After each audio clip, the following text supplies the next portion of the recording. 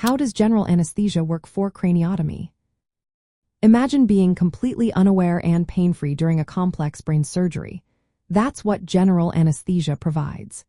It creates a controlled, reversible state of unconsciousness that allows surgeons to operate safely on delicate brain tissue.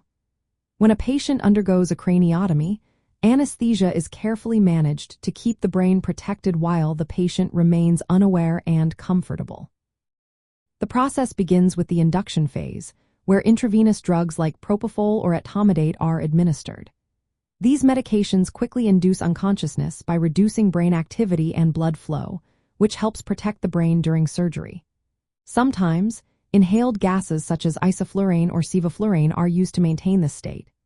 Alternatively, total intravenous anesthesia, which combines intravenous drugs with narcotics like remifentanil, can be employed. The choice depends on the patient's needs and the surgeon's plan, as some inhaled agents can increase blood flow to the brain and raise intracranial pressure, so their use is carefully monitored. Once the patient is unconscious, the anesthesia team works to control brain physiology.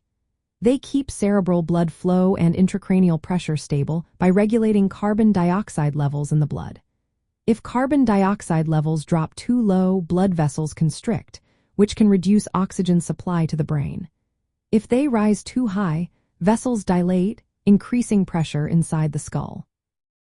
Body temperature is also closely monitored, because lowering it can decrease brain metabolism and blood flow, protecting the brain during the procedure.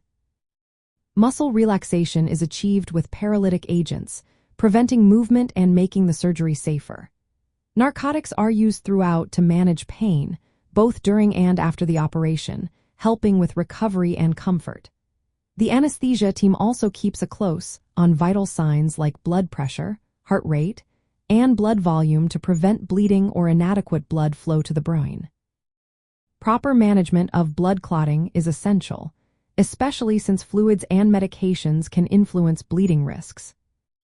As the surgery concludes, anesthetic drugs are gradually stopped, allowing the patient to wake up.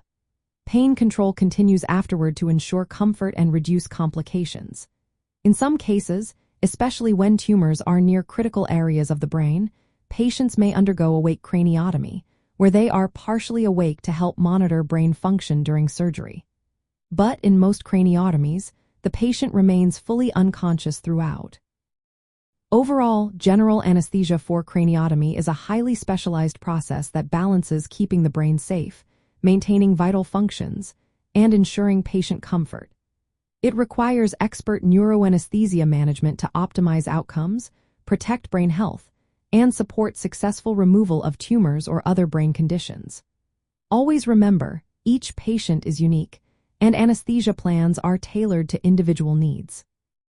If you're facing brain surgery, consult with your healthcare team for personalized advice and care.